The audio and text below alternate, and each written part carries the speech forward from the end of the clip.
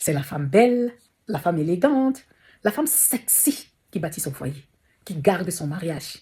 Oui, c'est elle-là qui a l'assurance que son mari n'ira jamais voir ailleurs.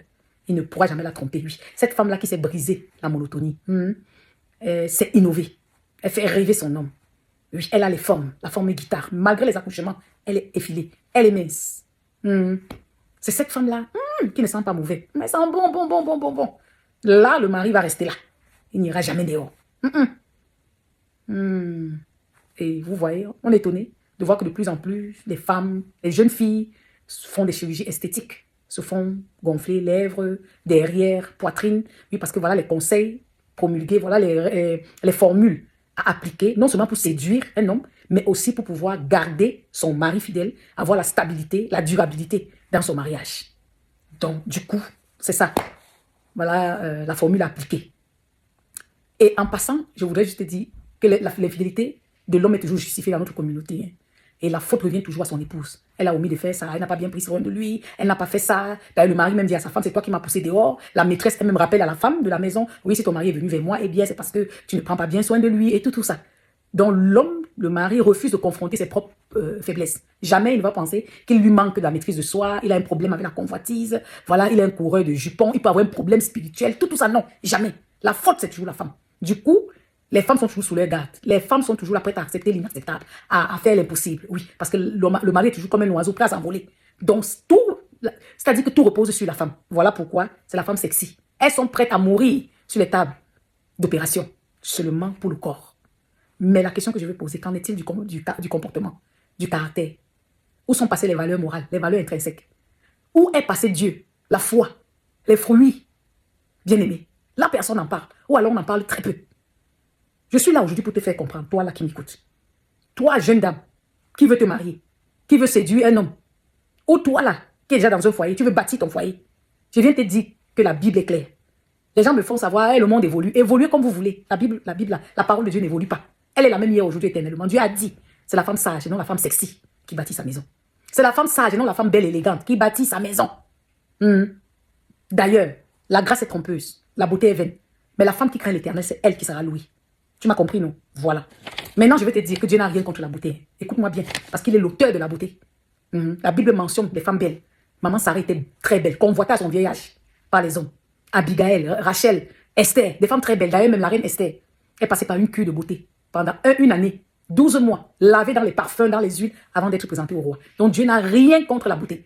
Il nous encourage même à prendre soin de notre corps, qui est le temple du Saint-Esprit. Donc, madame, je vais te dire, soignez ta peau, soignez ton corps, ton hygiène corporelle et tout. C'est pas mauvais. Non. C'est aussi une manière d'adorer Dieu. Parce que ton corps, là, c'est le temple du Saint-Esprit. Mais ça devient le problème quand l'accent n'est posé que sur cette parure externe. Quand c'est ce qu'on met au devant, on mise tout sur la beauté externe. Là, ça devient un problème. Si pour bâtir ton foyer, pour avoir un mari, c'est seulement cette beauté. Vous voyez la dépravation des mœurs? Une petite fille de 16 ans, 17 ans, qui se fait opérer partout. Vous voyez? Ce n'est pas de sa faute.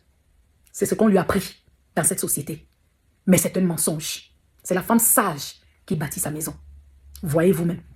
Comment pouvez-vous m'expliquer que quand les hommes-là, ayant connu ces belles femmes, très belles, élégantes, ces femmes-là qui dégagent des bonnes odeurs, ces femmes-là qui connaissent toutes les piches, les touches, je ne sais pas quoi, comment quand vient l'heure de se marier, ces hommes-là les laissent et ils s'en vont vers ces femmes-là qui dégagent les mauvaises odeurs, qui ne savent même pas faire leur toilette intime. Ces hommes-là partent prendre pour époux ces femmes-là qui ne savent même pas cuisiner. Parfois, ce sont ces hommes-là eux-mêmes qui leur apprennent beaucoup de choses. Pourquoi? Je viens te dire. Parce que quand il s'agit du mariage, là, c'est beaucoup plus profond. Ce n'est pas juste la beauté. Comment pouvez-vous m'expliquer que ces superstars-là, américaines, que nous voyons, vous là, vous n'êtes que des amatrices, avec des coachs sur YouTube, non. Celles-là ont des experts qu'elles emploient en tous les domaines, que ce soit dans leur hygiène corporelle, il y a un expert. Literie, expert. Lingerie, expert. Décoration de maison, expert. Alimentation, expert. Nutrition, tout ça, elles ont des experts. Accoutrement, vestimentaire, expert. Quand tu rentres dans leur maison, ça sent bon, c'est comme le paradis. Tout est beau.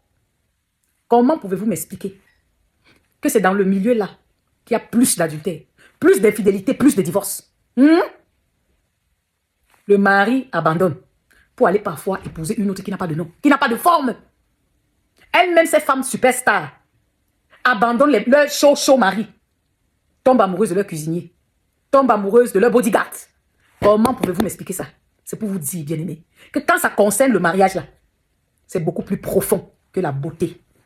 Je veux te dire que si tu es belle comme la lune et tu déshonores ton mari, tu l'insultes, tu le méprises, tu le critiques en longueur de journée, tu le déconsidères, ta beauté là va se transformer en laideur.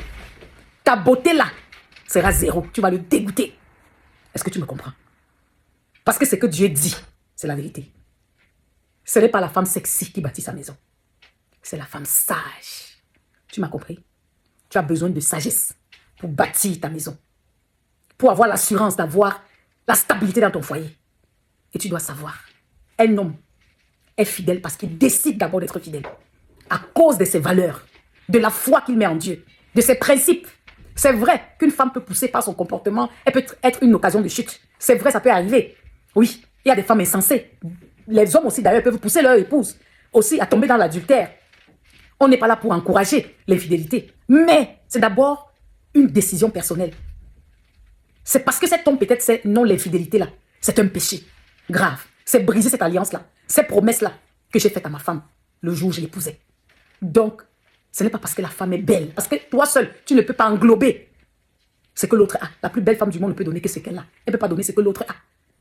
Donc, je suis là pour te dire que dans ton foyer-là, c'est la sagesse qui va te permettre de bâtir ta maison. Ce n'est pas moi qui le dis. C'est l'auteur du mariage qui le dit. Donc, tout ce qui vient se dire à côté, après, avant, tout ce qui veut venir déformer, c'est un mensonge. Parce que la parole de Dieu est le standard. Donc, je suis là pour t'encourager. Toi, femme mariée, toi, futur marié, je viens te dire, demande la sagesse à Dieu. Il te la donnera. La sagesse d'en haut et non la sagesse d'en bas. La sagesse céleste et non la sagesse terrestre. Tu vas trouver cela dans la parole de Dieu. La sagesse qui vient de Dieu, qui est écrite dans Jacques. Qui est bienveillante, qui est pacifique, qui est douce. Applique ce que Dieu dit. Prends soin de ton corps. Mais ne t'appuie pas sur ta parure externe. Parce que Esther était belle. Elle était en même temps une femme de prière. Abigail, une femme de foi. Maman Sarah, la mère de la foi. Rachel, une femme de foi. Est-ce que c'est clair? Donc, la parole de Dieu va résister au temps. Sois béni abondamment.